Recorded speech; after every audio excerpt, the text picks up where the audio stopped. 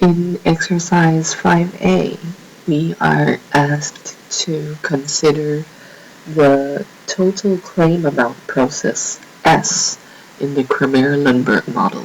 So this thing here is what we call the total claim amount process S in the Cramér-Lundberg model. And what we're asked to show then is that along the timeline, if we choose two time points, S and T, as such, that then the distribution of the total claim amount between time S and T, so the distribution of the increment, is the same as the distribution of the increment in claim amount from time 0 to T minus S. So this is what we call the total claim amount so this is the total claim amount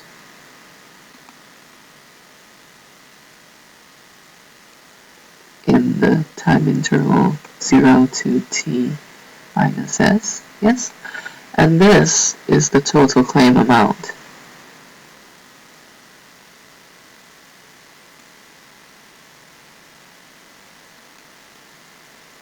in the time interval S to T. And basically what we want to show in exercise 5A is to show that these two things have the same distribution. We want to show that they have the same distribution.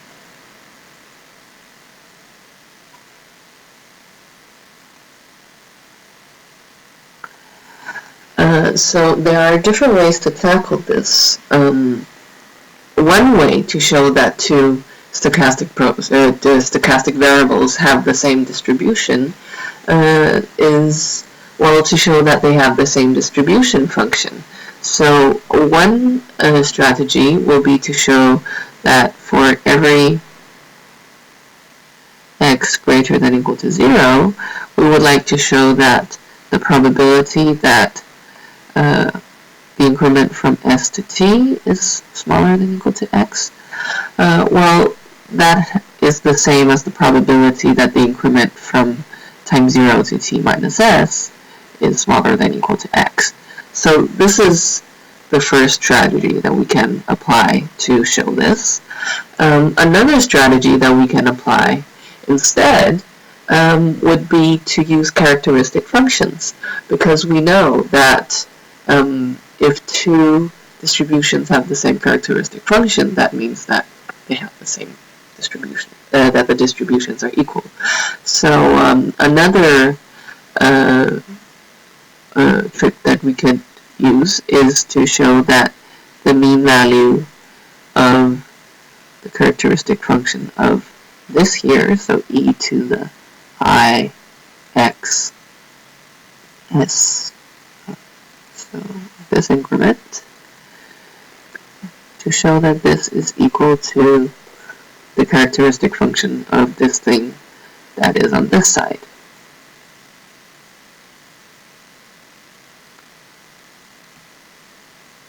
So it's a good idea if you continuously take notes while I write on the board here, because I'll be erasing as we go along. So it's good if you have this written down somewhere on your paper. So the first thing we can try to do is to show that the two stochastic variables have the same distribution function, or instead we can also show that they have the same characteristic function.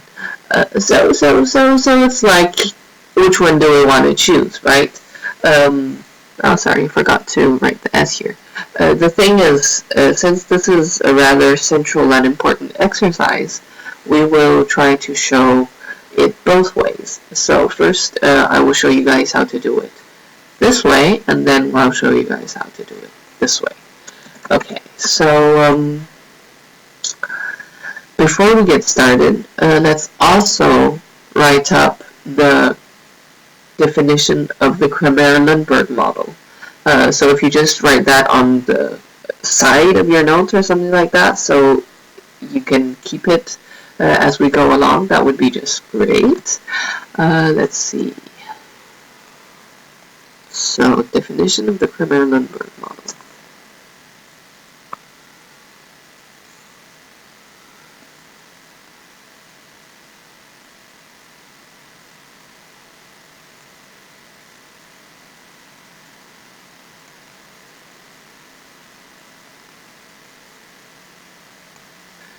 You know what? Just before we do that, let's also write up the definition of the total claim amount process. So the definition of S of T. So the total claim amount process, what is that? That is the total amount of claims up until time T.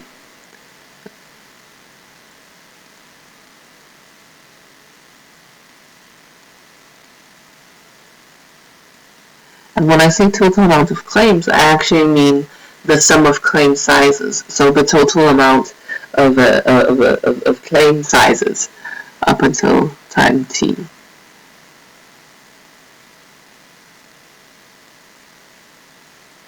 Or at time T. Because time T is included in the sum. So what we mean by this is if you have an insurance company, then S of T is the total damage that you have observed at time T.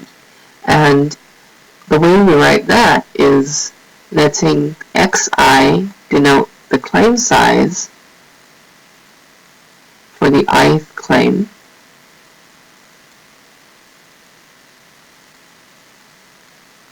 we sum up all of the Xi from the first claim up until whatever number of claims you have at time T. So this thing up here is the number of claims, which is also stochastic.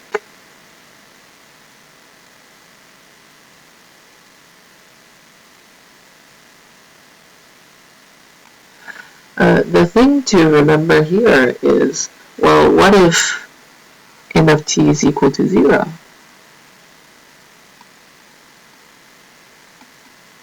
Yes? So what if n of t is equal to 0 at time t? So let's just say we've been observing a claim number process, and until time t, nothing has happened. It's just been like all the way down here, right? There's been 0 claims.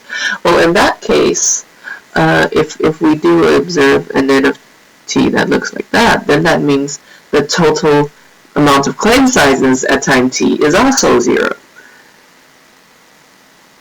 So then S of t is equal to 0. And vice versa. I mean, if the total amount of claim sizes is equal to 0, then that means that up until the time t, then no claims have occurred. So S of t is actually what we call a mixture, because it can attain 0 with the same probability that n of t can attain 0, which is then following the Poisson distribution. However, its values greater than 0 are obtained with some kind of continuous density. So S of t is a mixture, and if you need to read up on that, you can take a look at your insurance and law notes, but apart from that point, we will just leave it at that. So just recall this definition each time you see S of t, that it is the sum of the first n of t claim sizes. Okay, so the Kremer-Lundberg model, what does it tell us? Well, when we look at SMT, you can try and think about, well, how does xi relate to n of t? How do the xi relate to each other? And we can make different assumptions. So the Kremer-Lundberg model is one model in which we make such assumptions. There are 3 assumptions about the relations between the claim number process and the claim size process in the Kremer-Lundberg model. So 1, 2, and 3. And we will be using these assumptions in our proof. So what is the first assumption? Well, the first assumption tells us about how we assume the claims arrive. So assume the arrival times, which we will call T1 T1, T2, T3, etc.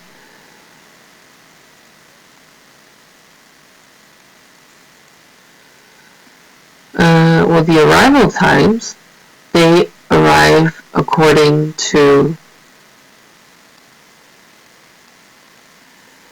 a homogeneous Poisson process, N.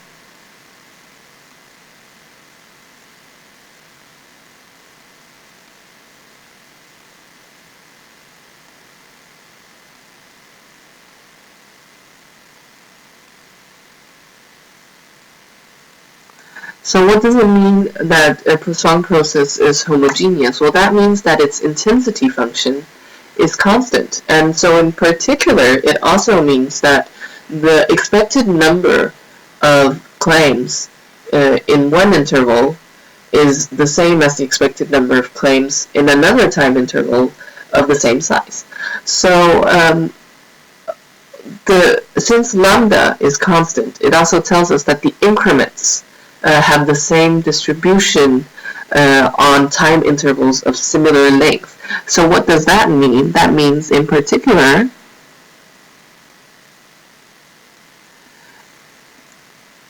if we look at an increment in claim number from time s to t, well then it has the same distribution as the increment in number of claims from time 0 to t minus s. So I'll just write same distrib here. And that's actually kind of an important point to make, because we can kind of see that we might be able to use this stationarity of the homogeneous Poisson process when we want to prove that these two things are similarly distributed. So essentially, when we want to prove that the total claim amount process is stationary, then we will use the stationarity of the number of the claim number process. Okay, so that was the first assumption. So the first assumption is we assume that n of t follows a Poisson process that is homogeneous. And then the second assumption is some assumptions that we have on the xi. When do they arrive and how are they related to each other? So the second assumption is the ith claim arrives at time ti with size xi. And we assume that the xi are iid, so have the same distributions as each other and are independent from each other, so mutually independent. Are iid random variables and non-negative, which makes sense because when we talk about claim sizes and damage and stuff like that, it would be weird to talk about a negative damage. In that case, you would have to pay the insurance company, and that doesn't really make any sense. So the claim sizes are greater than or equal to 0. Now we have the last one, which tells us about the interplay between the number of claims and the claim size, where we assume that the sequences ti, so the arrival times, and the claim sizes are independent. So in particular,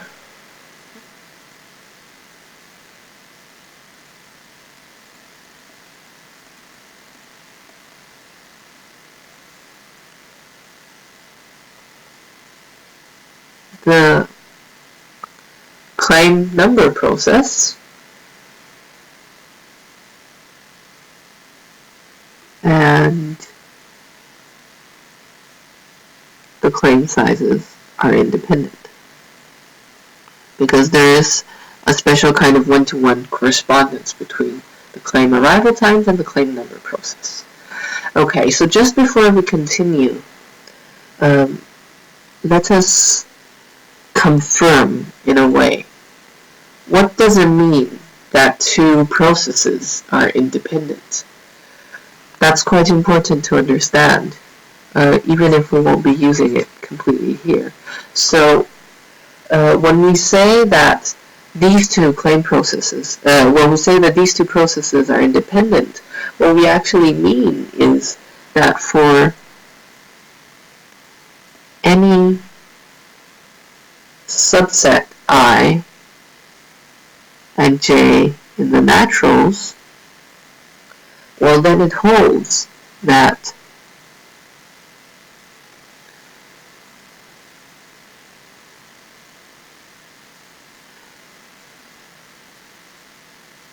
the Ti with indices in the subset I are independent from